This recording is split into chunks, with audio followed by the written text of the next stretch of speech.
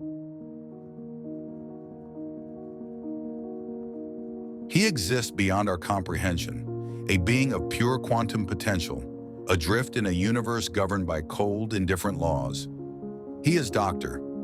Jonathan Osterman, or as he has become known, Dr. Manhattan.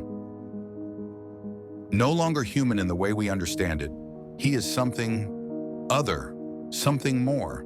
And yet, in his ascension to godhood, he has encountered a profound and chilling truth. Superhumanity does not equate to meaning. It may, in fact, accelerate the descent into existential despair. This is not a story of triumph, nor is it a celebration of power.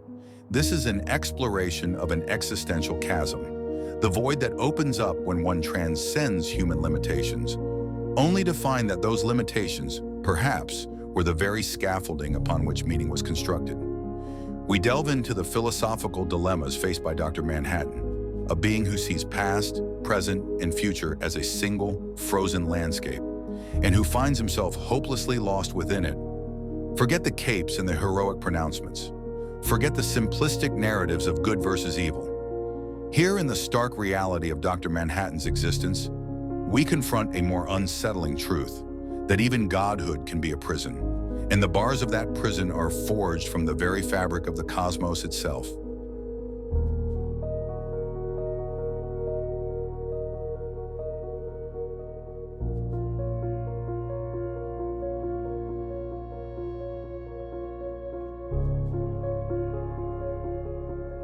The accident that transformed Jonathan Osterman into Dr.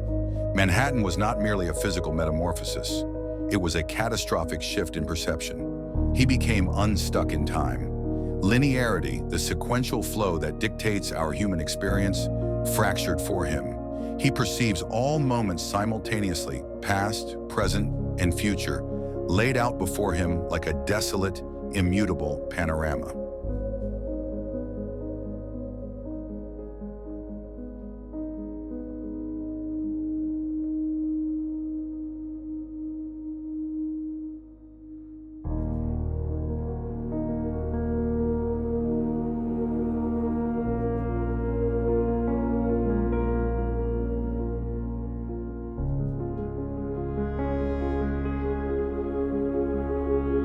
This altered perception is not a gift, it is a sentence.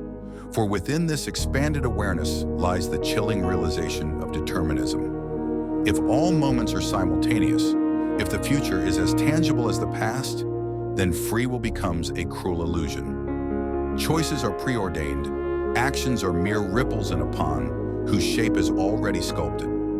Consider the philosophical implications.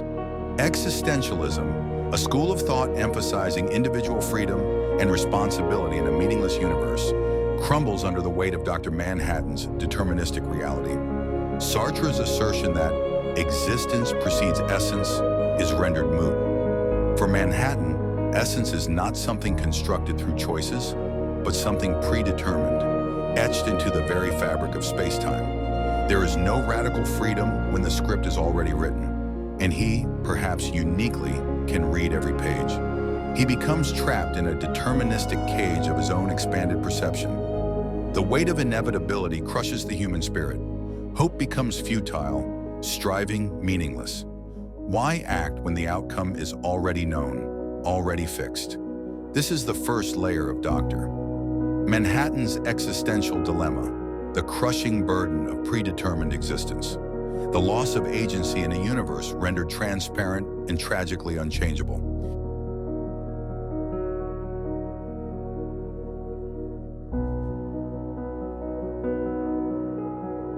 Human meaning is often forged in the crucible of interaction, of connection, of shared experience within the linear flow of time. We find purpose in relationships, in projects that unfold, in the narrative arc of our lives with its inherent uncertainties and the fragile beauty of the unknown future. But Dr. Manhattan is increasingly distanced from this human condition.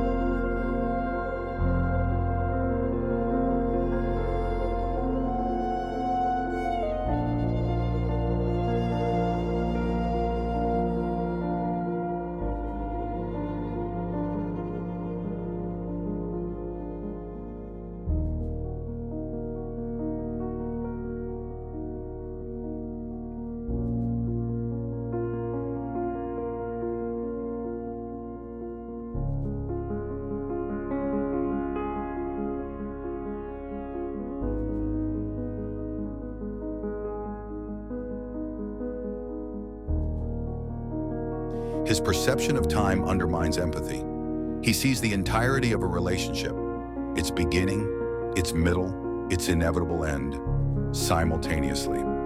The fragile, unfolding beauty of human connection is lost to him, replaced by a detached awareness of its finite and predetermined trajectory. Emotions which rely on the unfolding drama of time and uncertainty become diluted, almost abstract concepts. Love, loss, joy, sorrow. They are all flattened into predictable events in a pre-written script. This detachment extends beyond personal relationships to the entirety of human endeavor. Politics, morality, even survival itself become less significant when viewed from the perspective of cosmic time and deterministic inevitability. Why invest in fleeting human concerns when the universe itself operates on scales of eons and the trajectory of events, both grand and insignificant, is already set? Nihilism, the belief in the ultimate meaninglessness of life, becomes a potent and seductive philosophy for a being with Dr. Manhattan's perspective. If everything is predetermined and ultimately fleeting in the grand cosmic tapestry, then what intrinsic value can be found in anything? The human search for meaning, for purpose, for transcendence, appears as a futile, almost comical endeavor from his detached vantage point.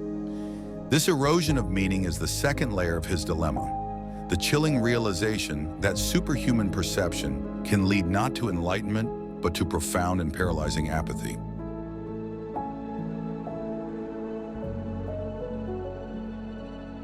Dr. Manhattan possesses knowledge beyond human comprehension.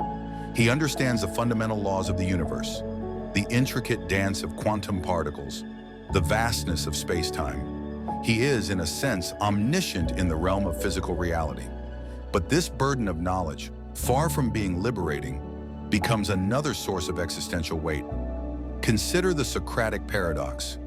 I know that I know nothing. This paradox for humans is a starting point for wisdom, for the perpetual quest for knowledge. But for Dr. Manhattan, the knowing nothing part is largely absent. He knows too much, and this vast, overwhelming knowledge, devoid of the human framework of meaning and purpose, becomes sterile. He understands how everything works, but not why it should matter. The knowledge he possesses does not offer solace or guidance. It offers only the cold, hard facts of a deterministic and often indifferent universe. He sees the intricate workings of causality, but finds no inherent morality, no divine plan, no comforting narrative to justify existence. His knowledge in its vastness and objectivity reinforces the sense of meaninglessness that pervades his existence. Furthermore, his knowledge of the future does not grant him power, but rather highlights the illusion of choice. He can foresee events, but he often seems unable or unwilling to alter them. Is this because his determinism is absolute? Or is it because, having witnessed the entirety of his timeline, he perceives any attempt to change it as ultimately futile, or even paradoxically predetermined? The question arises, does Dr. Manhattan truly have free will? Or is he merely an observer, a quantum automaton enacting a predetermined sequence of events, albeit with a godlike awareness of the entire program? This ambiguity, this uncertainty about his own agency, is perhaps the most insidious aspect of his existential crisis. He is a being of immense power, yet potentially devoid of genuine autonomy. This burden of knowledge coupled with the illusion of choice forms the third layer of his dilemma, the agonizing uncertainty of his own freedom within the deterministic framework he perceives.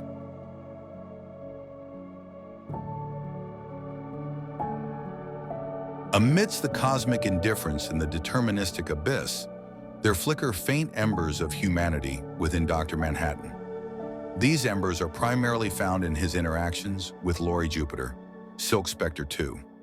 Their relationship, though strained and ultimately unsustainable, represents perhaps the last vestige of connection to the human realm. Laurie, in her flawed humanity, embodies the very qualities Dr. Manhattan has lost: the capacity for genuine emotion, the vulnerability of being bound by time, the struggle for meaning in an uncertain world. She represents the messy, unpredictable, and ultimately precious nature of human existence, that he observes with a detached, almost alien gaze. His attempts to connect with Lori often seem clumsy, intellectually driven rather than emotionally resonant. He analyzes her feelings, predicts her reactions, but struggles to truly feel alongside her. His understanding of human emotion is theoretical, a detached observation rather than an embodied experience. He observes the beauty of human connection, but is increasingly unable to participate in it fully. Even his moments of seeming empathy, of genuine connection, are tinged with the pervasive shadow of determinism. Are these moments truly born of free choice, or are they simply predetermined events unfolding in a grand cosmic ballet? Is his affection for Lori a genuine emotion, or merely a predictable outcome of his pre-programmed timeline? The ambiguity remains, further deepening the existential unease. These fragile echoes of humanity, these fleeting connections, offer a momentary respite from the crushing weight of his godhood. But ultimately, they are reminders of what he has lost, of the human experience he can no longer fully access. This strained connection, this yearning for a humanity he has transcended, forms the fourth layer of his dilemma. The poignant recognition of the value of human connection, even in his detached state, and the agonizing awareness of his increasing inability to truly achieve it.